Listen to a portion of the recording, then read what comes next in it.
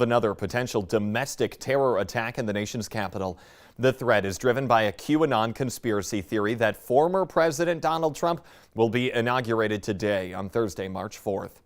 And today's date is described by some of those conspiracy theorists as the true inauguration day.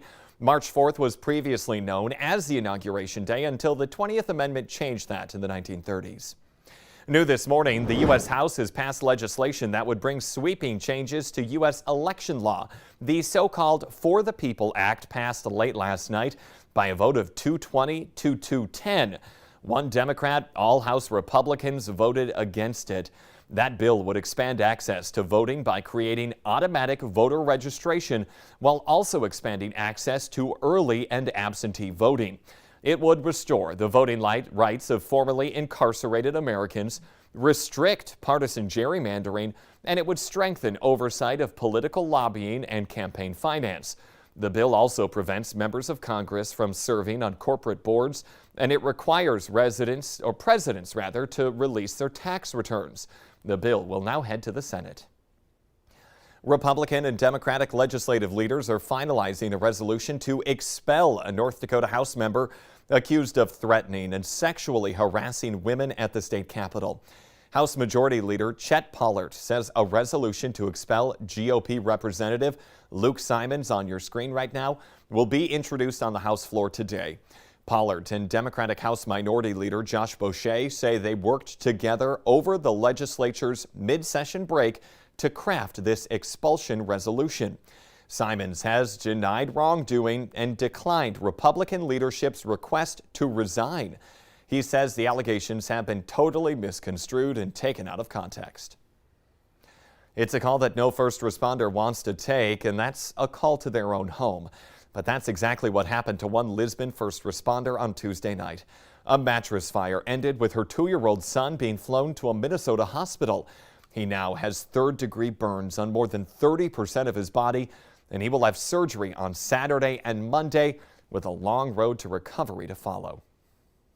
We talk about how some calls are more stressful than others, and it hit one or three of the really big ones, which is anytime we have a child involved, anytime it's a friend or a coworker. So friend, coworker, and a child all amps everything up, and everyone's adrenaline is pumping. A GoFundMe has now been set up for the family. If you would like to help, we do have a link to that attached to this story. You can find it on our VNL News app. Pretty mild out there for the start of our morning on this March 4th, and Summer Schnellbach is in telling us what we can expect as we head out the door. Good morning, Summer. Good morning, Jordan. Yes, another beautifully mild start to our day. We've been enjoying these temperatures all week long, many of us in the 20s and 30s, and a beautiful cotton candy colored sky here in South Fargo, courtesy of our Corwin Auto Sky Cam network.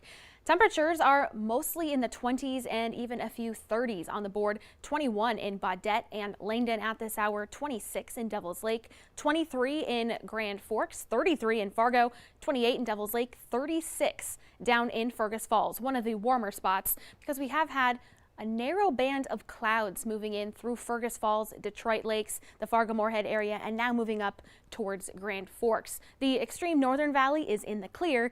Meanwhile, eastern North Dakota, we've been seeing some fog. Not dense by any means. It's 6 miles for visibility in Jamestown, 7 miles in Gwinner, and 4 down in Aberdeen, South Dakota. But it is something to note as you're getting this Thursday morning commute underway. The rest of the day looking good to go. Sending those kids to the bus stop this morning. Right now, 33 degrees in Fargo. Temperatures tend to dip a degree or two right near sunrise, where we typically see the coldest temperatures of the day. But we will rebound into the 30s and 40s for the afternoon. So maybe a sweatshirt or just a light jacket for recess and the bus ride home. In your hour-by-hour forecast for today, this is fog. We're going to see that burn off over the next couple of hours. Some more sunshine working in towards the afternoon. Temperatures warming into the 30s and 40s before some clouds and fog redevelop later on for our Thursday evening. Your snapshot of your hometown forecast for today: 42 in Wadena, 44 in Thief River Falls, 45 in Grand Forks, 43 Fargo, 42 Valley City, and 46 out in Jamestown. And we can enjoy even warmer temperatures this weekend into the 50s, a little breezy on Sunday, and then changes come next week. We're tracking a low pressure system to potentially bring some rain wind, maybe even some thunder before transitioning to snow with falling temperatures. Something we'll keep a very close eye on. Jordan. All right, Summer Schnellbach, thank you very much this morning. We are going now to a sweeping police reform bill that may face GOP challenges by House Democratic, that may face challenges in the U.S. Senate, Democrats, they pushed it through the House late yesterday amid those threats of violence against the Capitol. The bill, named in honor of George Floyd, would include a ban on chokeholds. A new deadly force statute in Minnesota has left law enforcement agencies with their hands tied and concerns for both officer and public safety at an all-time high. Now it centers on a new standard for what qualifies as legal force. Fargo and West Fargo Police, as well as the Cass County Sheriff's Office, have suspended all operations in the state of Minnesota for now until they receive the proper training and education on how this new law works. It's frustrating and concerning. We never want to leave our other law enforcement partners feeling like they're kind of out on their own and we're not able to respond. I certainly don't want to send one of our officers over there who was involved in a deadly force scenario and is found later, well, you're in violation of Minnesota law, and now you're going to be charged with a crime, where if the same situation had happened in Fargo, they would not be charged with a crime. We do have a full breakdown of the new statute posted. You can just look for that on our VNL News app. Police say a man who was delivering a new bus to a school in Canada was hurt when the bus rolled over several times on a highway in northeastern North Dakota. The North Dakota Highway Patrol says Toronado Watson of Winston-Salem, North Carolina, fell asleep at the wheel shortly after 9 a.m. yesterday near Churches Ferry in Ramsey County. Watson tried to gain control of the bus after running off the road, but overcorrected and then wound up rolling into the ditch. As students and teachers in Moorhead and other schools in Minnesota head back to full in-person learning on Monday, one of the biggest emotions that many might feel is stress. Now that's when it can help to put your mental health first. And the Valley Today's Brian Sherrod, he has more on what people need to do to stay less stressed. Good morning, Brian. And good morning, Jordan. You know, everyone feels stress, and there are just better ways to cope with that stress, especially as these kids are going back to school in a year they've already had. It just makes it harder during this pandemic, but again, we have ways to cope with that.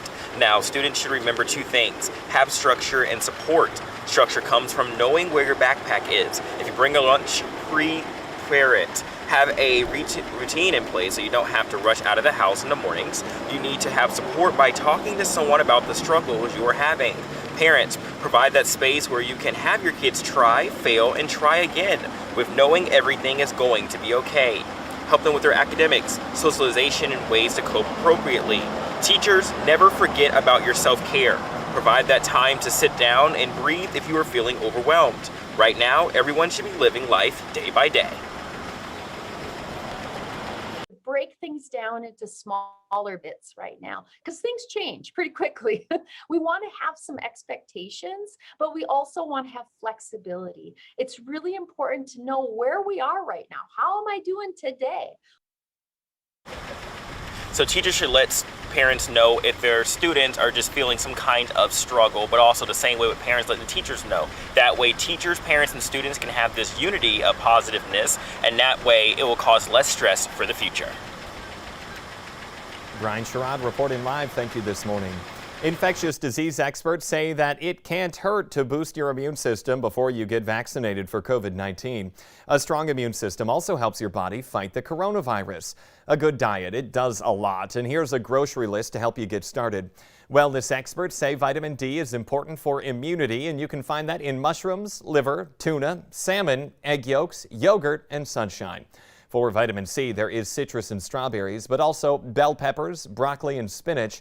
Zinc is tougher to find, but it is in oysters, crab and lobster, poultry, red meat, and beans.